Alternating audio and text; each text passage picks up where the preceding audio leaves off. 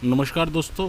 आज हम बात कर रहे हैं चातुर्मास की, जो कि 4 महीने चलने वाला पर्व है। यह पूरे भारतवर्ष के अंदर मनाया जाता है और इसकी ज़्यादातर जो महीने रहते हैं वह जुलाई से स्टार्ट होता है। जुलाई, अगस्त, सितंबर और अक्टूबर। डेटें कई बार ऊपर नीचे हो जाती है, कई बार जुलाई के मिड तक चालू होता है तो वह नवंबर के मिड तक चलता है।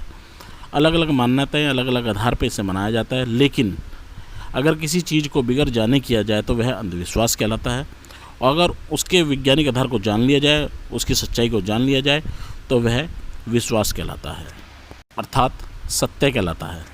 चातुर्मास मनाने के पीछे जो प्रमुख कारण है वह है वर्षा ऋतु। परिवर्तन होता है हमारे पर्यावरण के अंदर, जिसके कारण यह चातुर्मास मनाया जाता है। क्योंकि वर्षा ऋतु आ जाने से हमारे वायुमंडल के अंदर हमारे मॉइस्चर बढ़ जाता है, उसमें नमी आ जाती है, जिसके कारण बहुत सारे बदलाव होते हैं, अनगिनत बदलाव होते हैं। नमी के कारण जीवाणुओं की संख्या बढ़ जाती है, वह उनके लिए एकदम अनुकूल समय होता है। जब हवा में नमी होती है तो अनेक प्रकार की बीमारियां आती हैं, जैसे कि हमने देखा आजकल जैसे कोरोना चल रहा है, वह भी एक उसी का वो है। और जैसे कि WHO ने बोला, भारत के विश्व के लिए बोला कि भाई जुलाई, अगस्त, सितंबर सबसे ज़्यादा हाईएस्ट परसेंटेज जाएगी इसके फैलने की, तो वो यही कारण है। क्योंकि यहाँ पे बरसात आ जाएगी भारत के अंदर, इन एरियो के अंदर, तो हवा में नमी होने के कारण यह उनके लिए अनुकूल मौसम होगा फलने फूलने के लिए।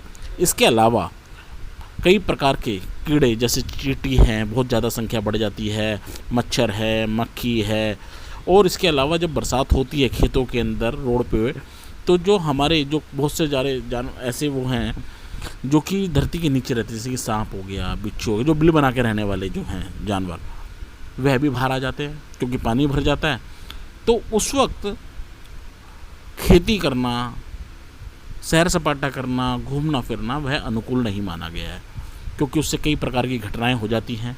सांप का काटना, बिच्छू का डंक मारना, या कोई भी कीड़े मकोड़े काटने से कोई बड़ी से बड़ी बीमारी हो जाती है। दोस्तों, हमारे हिंदू धर्म के अंदर ये जो 4 महीने हैं, इसके अंदर सिर्फ पूजा पाठ के बताए गए हैं। आपने देखा होगा 4 धाम की यात्रा इन्हीं दिनों में होती है, कावड़ की यात्रा इन्हीं दिनों होती है। कहा जाता है कि विष्णु जी आराम करते हैं, 4 महीने सोते हैं, और पूरी विश्व को जो संभालने वाले हैं भगवान शिव करते हैं।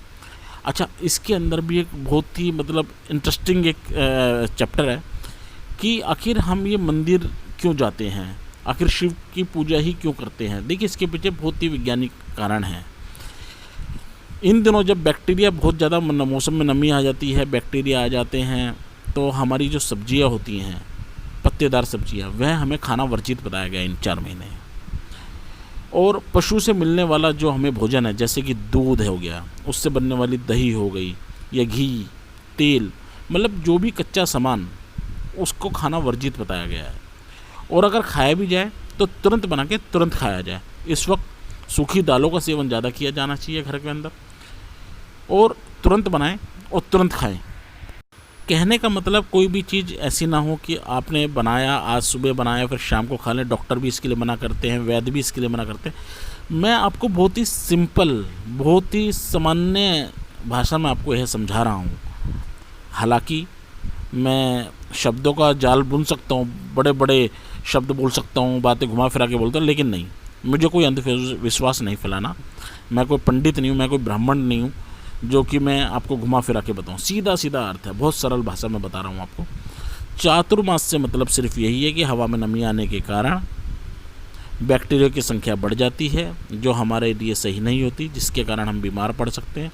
ऐसे बहुत सारे जानवर हैं जो धरती के नीचे रहने वाले हैं, जो बिल बना के रहते हैं। वर्षा होने के कारण, पानी भरने के कारण वह बाहर आ जाते हैं, जो कि हमें नुकसान पहुंचा जाते हैं। यही कारण है कि इन 4 महीने खेती भी नहीं होती, ज़्यादातर व्यापारिक गतिविधियां स्लो पड़ जाती हैं, कम हो जाती हैं, और पुराने समय में तो बिल्कुल बंद हो जाती थी। अच्छा दोस्तों, इन दिनों हमारा इम्यून सिस्टम भी काफ़ी वीक हो जाता है, हमारी रोग प्रतिरोधक क्षमता कमज़ोर पड़ जाती है, और शायद यही कारण है कि इन दिनों हम भगवान की उपासना करते हैं, उनका ध्यान करते हैं। हम उनसे प्रार्थना करते हैं कि हम स्वस्थ रहें, दीर्घायु प्रदान हो हमारे परिजनों को। इसीलिए दोस्तों यात्राएं करी जाती हैं, हमारे किसान भाई सभी लोग यात्रा करते हैं। और एक बात और कि इस वक्त तक, क्योंकि किसान जो है अपनी फसल बो चुका होता है, कई प्रकार की फसलें आती हैं इन दिनों, जिसे हम खरीफ की फसलें कहते हैं, जैसे कि चावल हो गया, सोयाबीन हो गया, सूरजमुखी हो गया, कई प्रकार की अनेक फसलें आती हैं, कई प्रकार की सब्जियां होती है, मक्का वगैरह भी इन्हीं दिनों बोई जाती है। तो दोस्तों कुल मिलाकर क्योंकि किसान फ्री होता है, क्यों फ्री होता है? क्योंकि खेती में पानी देने की ज़रूरत नहीं होती। वर्षा ऋतु आने के कारण वह प्राकृतिक रूप से उसकी अपने आप उसकी खेती होती रहती है, बस वह उगाता है, उसके बाद वह फ्री हो जाता है। यही कारण है कि तीर्थ यात्राएं करी जाती है, भगवान का स्मरण करा जाता है। बस यही कारण है कि हम इन चातुर्मासों को इतना मानते हैं। पूरे भारत में, पूरे देश में यह मनाया जाता है। इसके अलावा किसी और देश में यह नहीं मनाया जाता। दीपावली के अगले दिन अन्नकूट का त्यौहार मनाने के पीछे भी यही कारण है कि जितनी भी नई प्रकार की हमारी फसल आती है, सब्जी आती हैं, उन सबको मिश्रण करके अन्नकूट का त्यौहार मनाया जाता है दोस्तों के भारतवर्ष के अंदर।